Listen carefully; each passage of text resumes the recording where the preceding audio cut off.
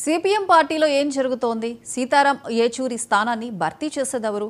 మరో తెలుగోడికి అవకాశం వస్తుందా? సిపిఎం జాతీయ సారథి పగ్గాలు చేపట్టేదెవరు? దేశవ్యాప్తంగా అందరూ ఉత్కంఠగా ఎదురు చూస్తున్న తరుణంలో పార్టీ ముఖ్య నేత బివి రాఘవులు సంచలన నిర్ణయం తీసుకున్నారు. సిపిఎం ప్రధాన కార్యదర్శి పదవి రేసు నుంచి బివి రాఘవులు వైదొలిగారు. జాతీయ రాజకీయ వ్యవహారాలను పక్కన పెడితే బివి రాఘవులు నిర్ణయం తెలుగు రాష్ట్రాల్లో చర్చనీయాంశమైంది. విద్యార్థి సంఘం ఎస్ఎఫ్ఐలో పనిచేస్తూ అంచెలంచెలుగా పార్టీలో కీలక నేతగా ఎదిగిన బివి రాఘవులు తీసుకున్న ఈ నిర్ణయం తెలుగు రాష్ట్రాల నేతలను ఉలిక్కిపడేలా చేసింది. దిగ్భ్రాంతి నుంచి కోలుకున్న నేతలు అసలేం జరిగింది, ఎందుకు ఇలాంటి నిర్ణయం తీసుకున్నారని ఆరా తీస్తున్నారు. మరోసారి పునరాలోచన చేయాలంటూ బివి రాఘవులను బుజ్జగించడానికి ప్రయత్నాలు చేస్తుండడం ఉత్కంఠ రేపుతోంది.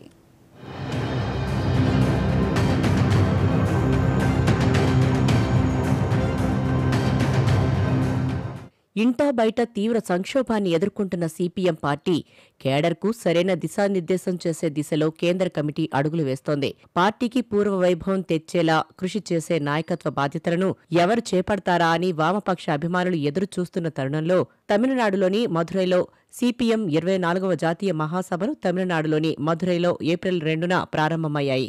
వందలాది మంది కార్యకర్తల కవాతు, నవభారత నిర్మాణానికి పిలుపు మధ్య అట్టహాసంగా మొదలైన ఈ మహాసభలు ఏప్రిల్ 6న ముగియనున్నాయి.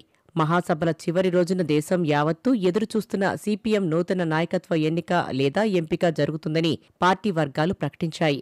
అయితే గత మహాసభల్లో లేని విధంగా ఈసారి నాయకత్వ సమస్య ఎదురైనట్టు ప్రచారం జరుగుతోంది. రోజురోజుకు పార్టీ కుచించుకుపోతున్న తీర్పు, మరోవైపు గ్లోబలైజేషన్, మతోన్మాదుల తాకిడితో ఉక్కిరిబిక్కిరి అవుతున్న సిపిఎంకు నూతన నాయకత్వ ఎంపిక ఈసారి కత్తిమీద సాములా మారింది. ఈ నేపథ్యంలో సిపిఎం నాయకత్వ పరివర్తనకు సిద్ధమైంది.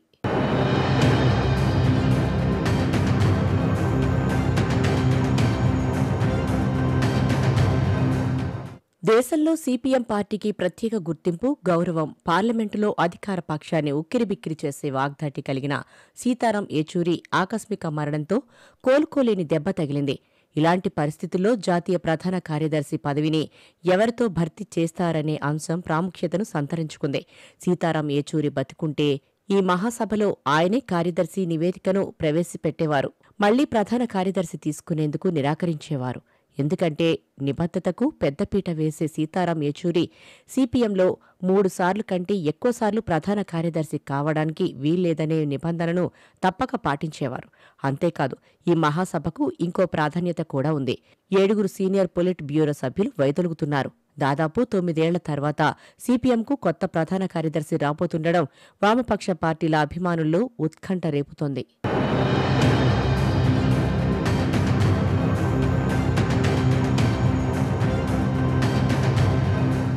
1964 నుంచి ఇప్పటి వరకు, అంటే సిపిఐ నుంచి సిపిఎం చీలిన తర్వాత పుచ్చపల్లి సుందరయ్య, నంబూద్రిపాద్, హరికిషన్ సింగ్ సూర్జిత్, ప్రకాశ్ కారత్, సీతారాం యేచూరి ప్రధాన కార్యదర్శులుగా పనిచేశారు. 6 దశాబ్దాల కాలంలో 5 నాయకత్వం వహిస్తే వారిలో 2 సుందరయ్య, యేచూరి తెలుగువాళ్లు. ఇప్పుడు 6వసారి మరో సరికొత్త నాయకుణ్ణి 24వ మహాసభ ఎన్నుకోబోతుంది. సిపిఎం నాయకత్వం 75 ఏళ్ల వయోపరిమితిని కఠినంగా అమలు చేయాలని నిర్ణయించుకుంది. ఈ క్రమంలో ప్రస్తుతం పార్టీ అత్యున్నత విధాన నిర్ణాయక బాడీ అయిన పొలిట్ బ్యూరోలో సగానికి పైగా 75 ఏళ్లు దాటిన వారే ఉన్నారు. ముఖ్యంగా సీనియర్ నేతలు ప్రకాశ్ కారత్, ఆయన భార్య బృందా కారత్, త్రిపుర మాజీ ముఖ్యమంత్రి మాణిక్ సర్కార్, సుభానీ అలీ సహా పలువురు పొలిట్ బ్యూరో నుంచి వైదొలుగునున్నారు. 77 ఏళ్ల బృందా కారత్ తాను పొలిట్ బ్యూరో నుంచి వైదొలుగుతున్నట్టు 2025 మార్చి 20న చెన్నైలో ప్రకటించారు. దీంతో జాతీయ స్థాయిలో వయో పరిమితిని పార్టీ ఖచ్చితంగా అమలు చేయబోతున్నట్టు స్పష్టమవుతోంది. అందువల్లే ప్రస్తుతం పార్టీ పొలిట్ బ్యూరో సమన్వయకర్తగా పనిచేస్తున్న ప్రకాశ్ కారత్కు వయోపరిమితి నిబంధనను సడలించి మళ్లీ ప్రధాన కార్యదర్శిగా అవకాశం ఇవ్వాలని కొందరు నేతలు సూచించినా ఎక్కువ మంది వ్యతిరేకించారని సమాచారం.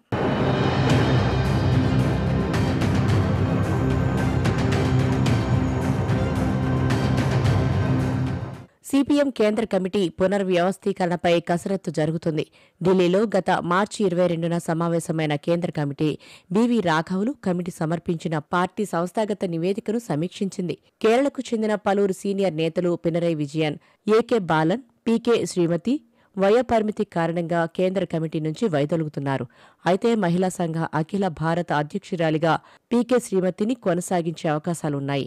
ప్రధాన బాధ్యతలు ఉన్నందున అనుభవజ్ఞుడైన నేత మాజీ జనరల్ సెక్రటరీ ప్రకాష్ కారత్ను ప్రస్తుతానికి పార్టీ వ్యవహారాలను నిర్వహించమని కోరే అవకాశం ఉన్నట్లు పార్టీ వర్గాల్లో ప్రచారం జరుగుతుంది.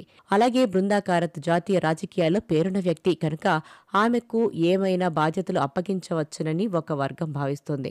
అలాగే కీలకమైన ప్రధాన కార్యదర్శి పదవి కోసం కొత్త ముఖాన్ని ఎంపిక చేసుకోవాలని నిర్ణయిస్తే ఇప్పుడున్న పాలిట్ బ్యూరో నుంచి తీసుకోవాలనుకుంటే ఎంఏ బేబీ, బివి రాఘవులలో ఒకరిని ఎంపిక చేసుకోవాలి. ఎందుకంటే వీళ్ళిద్దరికీ 75 ఏళ్ల వయోపరిమితి వర్తించదు.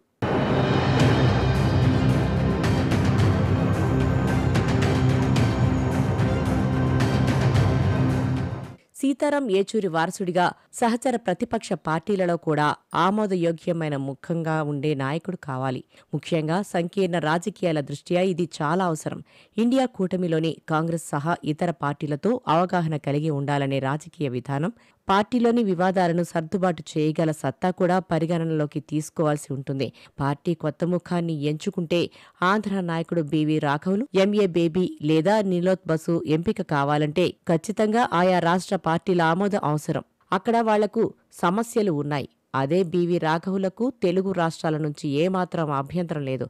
ఉమ్మడి ఆంధ్రప్రదేశ్కి సుదీర్ఘకాలం రాష్ట్ర కార్యదర్శి.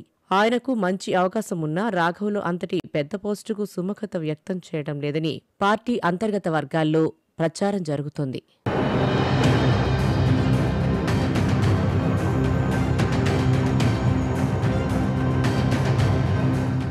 పొలిట్ బ్యూరో సభ్యుల్లో ఏపీకి చెందిన బివి రాఘవులు సీనియర్. చండీగఢ్లో 1995లో జరిగిన 15వ జాతీయ మహాసభల్లో బివి రాఘవులు పార్టీ కేంద్ర కమిటీకి ఎన్నికయ్యారు.